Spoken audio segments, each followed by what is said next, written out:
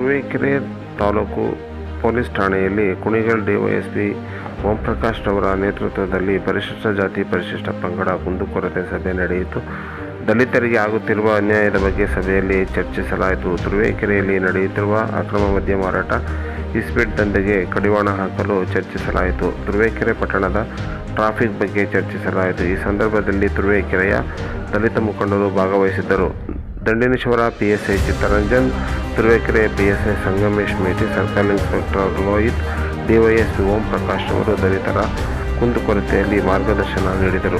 ಸಮಾಜವಾದಿ, ಧರ್ಮ ನಿರಪೇಕ್ಷ, ಪ್ರಜಾಸತ್ತಾತ್ಮಕ ಗಣರಾಜ್ಯವನ್ನಾಗಿ ರೂಪಿಸುವುದಕ್ಕಾಗಿ ಭಾರತದ ಎಲ್ಲ ಪ್ರಜೆಗಳಿಗೆ ಸಾಮಾಜಿಕ, ಆರ್ಥಿಕ ಮತ್ತು ರಾಜಕೀಯ ನ್ಯಾಯವನ್ನು, ವಿಚಾರ, ಅಭಿವ್ಯಕ್ತಿ, ನಂಬಿಕೆ, ಧರ್ಮ ಮತ್ತು ಉಪಾಸನೆಯ ಸ್ವಾತಂತ್ರ್ಯವನ್ನು, ಸ್ಥಾನಮಾನ ಮತ್ತು ಅವಕಾಶಗಳ ಸಮಾನತೆಯನ್ನು ದೊರೆಯುವಂತೆ ಮಾಡುವುದಕ್ಕಾಗಿ ವ್ಯಕ್ತಿ ಗೌರವ, ದೇಶದ ಏಕತೆ ಮತ್ತು ಸಮಗ್ರತೆಗಾಗಿ ಭ್ರಾತೃತ್ವ ಭಾವನೆಯನ್ನು ಮೂಡಿಸುವುದಕ್ಕೆ ದೃಢ ಸಂಕಲ್ಪ ಮಾಡಿ ನಮ್ಮ ಸಂವಿಧಾನ ಸಭೆಯಲ್ಲಿ 1949ನೇ ಇಸವಿಯ ನವೆಂಬರ್ ತಿಂಗಳ 26ನೇ ದಿನದಂದು ಈ ಸಂವಿಧಾನವನ್ನು ನಮಗೆ ನಾವೇ ಅರ್ಪಿಸಿಕೊಂಡು ಅಂಗೀಕರಿಸಿ ಶಾಸನವಾಗಿ ವಿಧಿಸಿಕೊಂಡಿದ್ದೇವೆ. ನೋಡ್ತೀವಿ ಅದು ಯಾವ ರೀತಿ ಸ್ಪೀಡ್ ಅಪ್ ಮಾಡ್ಬೋದು, ಆಕ್ಸಿಲರೇಟ್ ಮಾಡ್ಬೋದು ಅಂತ ಕಾರ್ಯರೂಪಕ್ಕೆ ತರಕ್ಕೆ ಖಂಡಿತ ನೋಡ್ತೀರ, ಮಾಡಿಸ್ತೀರ. CCTV ಕ್ಯಾಮ್ರಾ ಇಟ್ಟು 28 ಗ್ರಾಮ ಪಂಚಾಯತಿಗೂ 113 ದಲಿತ ಕಾಲೋನಿಗಳಿವೆ. ಎಲ್ಲರೂ ಮಾಧ್ಯಮ ಅದರಲ್ಲಿ ನಾಯಕರು ಜನಾಂಗ ಮಾಡಿಬಿಟ್ಟು 180 ಚಿಲ್ಲರೆ ಇದೆ ಅಲ್ಲಿ ಕಾಲೋನಿಗಳು. ಅದರಲ್ಲಿ ಪ್ರತಿಯೊಂದು 25% ಜೊತೆ ಸುಮ್ಮನೆ ವೇಸ್ಟ್ ಆಗ್ತೈತೆ. ಅದು ನೀವು ಗೈಡ್ಲೈನ್ ಮಾಡಿದ್ರೆ PDOಗಳು ಅಲ್ಲಿ ಅಡ್ವಾನ್ಸ್ ಕೊಡ್ತಾರೆ. ಅಲ್ಲ, ಈ ಪಂಚಾಯತಿಗಳಿಗೆ ಗೈಡ್ಲೈನ್ಸ್ ಮಾಡಕ್ಕೆ ಪೊಲೀಸ್ನವ್ರು ಯಾರು ಅದೇನು ಅದು ಅಷ್ಟೇ. ಪಂಚಾಯತಿಗೆ 29 ಸಬ್ಜೆಕ್ಟ್ಸ್ ಇರ್ತದೆ ಅಲ್ಲ, 29 ಸಬ್ಜೆಕ್ಟ್ ಏನಾದ್ರು ಈ ಪಂಚಾಯತಿ ಡೊಮೈನಲ್ಲಿ ಎಲ್ಲೆಲ್ಲಿ ಏನಾದರೂ ಎಕ್ಸಸ್ ಫಂಡ್ಸ್ ಇದ್ರೆ ಇದಕ್ಕೆ ಕೊಡ್ಬೋದು ಅಂತ ಏನಾದರೂ ಇದ್ರೆ ಅದನ್ನ ಮಾಡಿಸ್ಲಿಕ್ಕೆ ಹೇಳ್ತೀರ. ಅಲ್ಲಲ್ಲೇ ರೋಡಲ್ಲೇ ಬಸ್ಸು ಮತ್ತು 2 ವೆಹಿಕಲ್ ಪಾರ್ಕ್ ಮಾಡ್ತಾ ಇದ್ದಾರೆ ಅಂತ ಹೇಳಿದ್ರ. ಇಲ್ಲಿ ಯಾರೋ ಒಬ್ರು ಹೇಳಿದ್ರು ಈ ಸ್ಮಾಲ್ ವೆಂಡರ್ಸು ಅಲ್ಲೇ ಗಾಡಿಗಳನ್ನ ಹಾಕೊಂಡು ಮಾರ್ತಾ ಇದ್ದಾರೆ ಅಂತ. ಖಂಡಿತ ಈ ಸ್ಮಾಲ್ ವೆಂಡರ್ಸ್ ಏನಿದೆ ಅವ್ರನ್ನ ಫೋರ್ಸ್ಫುಲ್ ಆಗಿ ನಾವು ಎತ್ತೋದು ಮನುಷ್ಯತ್ವ ಅಲ್ಲ. ತಿಳಿಸ್ತೀರ ಉತ್ತರಣ ಅದನ್ನ ತಿಳಿಸ್ತೀರಿ, ಅವ್ರನ್ನ ವೆಕೇಟ್ ಮಾಡ್ಲಿಕ್ಕೆ ಹೇಳ್ತೀರಿ. ಅದರಿಂದ ನೀವು ವೆಹಿಕಲ್ಸ್ ಏನು ಹೇಳಿದಿರಿ ಅದನ್ನ ಖಂಡಿತ ಅಡ್ರೆಸ್ ಮಾಡ್ತೀರಿ, ಅದನ್ನ ಮಾಡ್ತೀರಿ.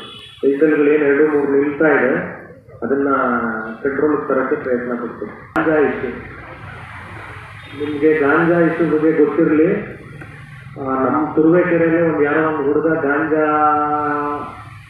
ಸೇವನೆ ಮಾಡಿ ನ್ಯೂಸನ್ಸ್ ಕ್ರಿಯೇಟ್ ಮಾಡ್ತಾ ಇರೋ ಇಶ್ಯೂ ಸಂಬಂಧಪಟ್ಟಂಗೆ ನಮ್ಮದೇ ಸಬ್ ಡಿವಿಷನಲ್ಲಿ 10 ಕೇಸ್ ಆಗಿರೋದು.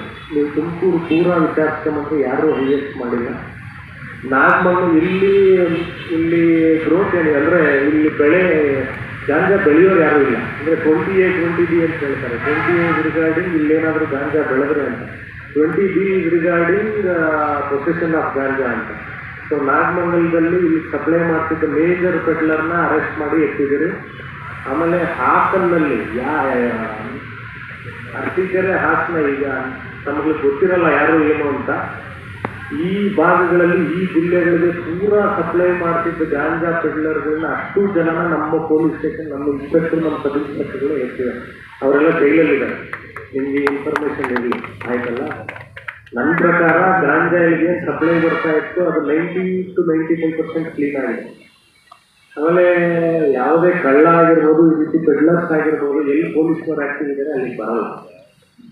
ಅಟ್ಲೀಸ್ಟ್ ಫಾರ್ ಟೈಮಿಂಗ್ ಇನ್ನು ಕೆಲವು ದಿವಸ ಅಂತೂ ನಾವು ಮಾಡಿರೋ ಕೆಲಸಕ್ಕೆ ಖಂಡಿತ ಗಾಂಜಾ ಪೆಡ್ಲರ್ಸ್ ಇಲ್ಲಿಗೆ ಬರಲ್ಲ. ಇನ್ನೇನಾದರೂ ಮಾಹಿತಿ ಇದ್ದರೆ ದಯವಿಟ್ಟು ನಮ್ಮ ನಂಬರ್ ಇರಲಿ, ನಮ್ಮ ಪೊಲೀಸ್ನವ್ರ ನಂಬರ್ ಯಾರದೇ ಆಗಲಿ, ನಿಮ್ಮಲ್ಲಿ ಸಣ್ಣ ಪ್ರಮಾಣದಲ್ಲಿ ಯಾವುದೇ ಪ್ರಮಾಣದಲ್ಲಿ ಗಾಂಜಾ ಬರ್ತಾ ಇದೆ ಹೊರಗಡೆ ಅಂತ ಇದ್ದರೆ ಇನ್ಫಾರ್ಮೇಶನ್ ಲೀಕ್ ಆಗುತ್ತೆ ಅನ್ನೋ ಭಯವನ್ನು 100% ಗಾಂಜಾ ವಿಷಯದಲ್ಲಿ ಯಾವುದೇ ಕಾರಣಕ್ಕೂ ಲೀಕ್ ಆಗಲ್ಲ. ನನ್ನ ನಂಬರ್ಗೆ ಫಾರ್ವರ್ಡ್ ಮಾಡಿ ಡೆಫಿನೆಟ್ಲಿ ಗಾಂಜಾ ಏನಾದರೂ ಇಶ್ಯೂ ಉಳಿದಿರೋದೇನಾದರೂ ಇದ್ರೆ ಅಡ್ರೆಸ್ ಮಾಡ್ತೀವಿ. ಮಕ್ಕಳೆಲ್ಲ ಶಾಲೆಗೆ ಹೋಗ್ತಾರೆ, ಇದಕ್ಕೆ ಡೆಫಿನೆಟ್ಲಿ ಇದಕ್ಕೆ ಹಾಕ್ತೀರಿ. ಬಹುಶಃ ನೀವು ಈಗ ಹೋಮ್ ಗಾರ್ಡ್ ಏನಾದರೂ ನೋಡಿರ್ಬೋದು, ಖಂಡಿತ ನಮ್ಮ ಪೊಲೀಸ್ನ ಅಲ್ಲಿ ಹಾಕ್ತೀವಿ, ನಾಳೆಯಿಂದಲೇ ಹಾಕ್ತೀವಿ, ಅದಕ್ಕೆ ವ್ಯವಸ್ಥೆ ಮಾಡ್ತೀವಿ. ಪೇರೆಂಟ್ಸ್ ಇಶ್ಯೂ ಬಗ್ಗೆ ಈಗ ನಿಮ್ಗಳಿಗೆಲ್ಲ ಗೊತ್ತಿದೆ, ಅದನ್ನ ನಾವೇ ಎಲ್ಲ ಬಂದು ನಿಂತ್ಕೊಂಡು ಮಾಡ್ತಿದ್ರಿ. ಅವ್ರು ಯಾರು ಹೇಳಿದ್ರು ನನಗೆ ಜೀವ ಬೆದರಿಕೆ ಇದೆ ಅಂತ, ಯಾರು ಆಯ್ತು ನಿಮ್ಗೆ ಆ ಥರ ಏನಾದರೂ ಇದ್ರೆ ಹೇಗೆ ಹೇಳ್ಕೊಂಡಿದ್ರೆ ನೀವು ಪೊಲೀಸ್ ಬಂದು ಕಂಪ್ಲೇಂಟ್ ಕೊಡ್ಬೇಕಲ್ಲ, ಪೊಲೀಸ್ ಬಂದು ಕಂಪ್ಲೇಂಟ್ ಕೊಡ್ಬೇಕಲ್ಲ. ನನಗೆ ಈಗ ನೆನ್ನೆ ಕ್ಲಿಯರ್ ಮಾಡ್ಬೇಕಾದ್ರೆ ನಾವೇ ಬಂದು ನಿಂತ್ಕೊಂಡಿದ್ರೆ ಅದು ಪೊಲೀಸ್ನವ್ರು ಲ್ಯಾಬ್ಸ್ ಹೆಂಗಾಗ್ತದೆ ಹೇಳ್ಬೇಕಲ್ಲ ನಿಮ್ಗೆ ಇದೆ ಅಂತ. ಏನಾದರೂ ನಮ್ಮ ಕಡೆಯಿಂದ ಏನು ಮಾಡಬೇಕು ಖಂಡಿತ ಮಾಡ್ತೀವಿ. ಏನಾದರೂ ಡೆಫಿನೆಟ್ಲಿ ಅಡ್ರೆಸ್ ಮಾಡ್ತೀವಿ. ಜೊತೆಗೆ ನನ್ನ ನಂಬರ್ ತಗೊಳ್ಳಿ, ಇಂಥವ್ರೆ ಅಂತ ಏನಾದರೂ ನಿಮಗೆ ಇನ್ಫಾರ್ಮೇಶನ್ ಇದ್ದರೆ ನೀವು ಹಾಕಿದ್ರೆ 100% ಹಾಕ್ತೀರ. ಅಲ್ಲ ಗೊತ್ತಾಯ್ತು. ನಿಮಗೆ ಜೊತೆಗೆ ಏನಾದರೂ ಈ ಹೆಸರುಗಳು ಏನಾದರೂ ಗೊತ್ತಿದ್ರೆ ನನಗೆ ಹಾಕಿ ಖಂಡಿತ ಅಡ್ರೆಸ್ ಮಾಡ್ತೀನಿ. ಒಂದು ಅಥವಾ ಎರಡಿದೆ ಪೂರ 20-24 ಸರ್ತಿಯಲ್ಲಿ 2 ಡಿಸೆಂಬರ್ ಕೇಸ್ ಇದೆ. ಉಳಿದ ಎಲ್ಲ ಕೇಸ್ಗಳು ಶ್ರೀನಾಥ್ ಕೇಸ್ಗಳು ಜಾಸ್ತಿ ಆಯ್ತಲ್ಲ, ಆ ರೀತಿ ಏನಿಲ್ಲ. ಆಮೇಲೆ ಯಾರೋ ಆದರ್ಶನ ಹುಡುಗನ ಮೇಲೆ ಹೇಳ್ತಾರೆ ಏನೋ ಫಾಲ್ಸ್ ಕೇಸಸ್ ಆಗ್ತಾ ಇದೆ ಅಂತ. ಆಮೇಲೆ ಎಲ್ಲರಿಗೂ ಗೊತ್ತಿರಲಿ case even it is false or real, ಅದೇನೇ ಆಗಿರಲಿ. ಆಮೇಲೆ ಕೌಂಟರ್ ಕೇಸ್ ಬಗ್ಗೆ ಸುಮಾರು ಜನ ಮಾತಾಡ್ತಾ ಇದೆ. ನೀವು ಯಾವ ರೀತಿ ಅಟ್ರಾಸಿಟಿ ಕೊಡ್ತೀರಿ, ಅದಾದ ನಂತರ ಏನಾದರೂ ಕೌಂಟ್ರ್ ಕೊಟ್ಟರೆ ಆಮೇಲೆ ಇಲ್ಲೊಬ್ರು ಯಾರೋ ಚೆನ್ನಾಗಿ ಹೇಳಿದ್ರು 354 ಅಂತ ಪರ್ಟಿಕ್ಯುಲರ್ ಆಗಿ. ಹೌದು, majority of cases counter cases 354 ಬರೋದು. ದರ್ ಇಸ್ ನೋ ಪ್ರೊವಿಷನ್ ಇಲ್ಲ ಕಾನೂನಿನಲ್ಲಿ, ನಮಗೆ ಅವಕಾಶ ಇಲ್ಲ ಬರೋ ಕೇಸ್ನ ಅವಾಯ್ಡ್ ಮಾಡ್ಲಿಕ್ಕೆ ಅವಕಾಶ ಇಲ್ಲ. ಅದರ ಅರ್ಥ ಬಂದಿದ್ದಷ್ಟು ಕೌಂಟರ್ ಕೇಸ್ಗೆ ನಾವು ಊರು ಖಾಲಿ ಮಾಡಿ ಅಂತ ಯಾರಿಗೂ ನಾವು ಯಾವುದೇ ಒಂದು ಸರ್ಕ್ಯುಲರ್ ಹೊರಡ್ತಿಲ್ಲ.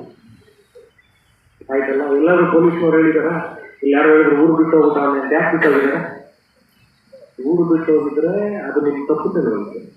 ಆಯ್ತಲ್ಲ, ಕೋರ್ಟ್ ಕೇಸು ಬಂದ ತಕ್ಷಣ ತಗೊಳ್ಬೇಕಾಗಿರೋದು ನಮ್ಮ ಧರ್ಮ ತಗೊಂಡಿರ್ತೀರಿ. ಅದು ನಮಗೆ ಕೌಂಟರ್ ಕೇಸ ರೆಗ್ಯುಲರ್ ಕೇಸ ನಮಗೆ ಸಂಬಂಧ ಇಲ್ಲ. ಇನ್ವೆಸ್ಟಿಗೇಷನ್ ಆಗ್ತದೆ. ಈ it is count to bill ಅದನ್ನ ಚಾರ್ಜ್ ಶೀಟ್ ಮಾಡ್ತೀರಿ. ಇಲ್ಲ ನಿಮಗೆ ಗೊತ್ತಿರೋಂಗೆ ಈ ಕೌಂಟರ್ ಕೇಸ್ ಬಗ್ಗೆ ಮಾತಾಡೋರು ಎಷ್ಟು ಬಿ ರಿಪೋರ್ಟ್ ಆಗಿದೆ ತಿಳ್ಕೊಳ್ಳಿ ನೀವು. ಮತ್ತೆ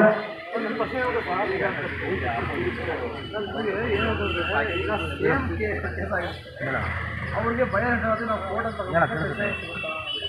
ಅದು ನಿಮ್ಮ ಮಕ್ಕಳ ಅವ್ರಿಗೆ ಏನು ಭಯ ಏನಪ್ಪ ನಮಗೂ ಊರು ಅವ್ರಿಗೆ ನಾವು ಹೇಳಿಲ್ಲ ನಾವು ಹೇಳ್ತೀವಿ ಇರಪ್ಪ ಎಲ್ಲ ಜನರಲ್ಲಿರುವ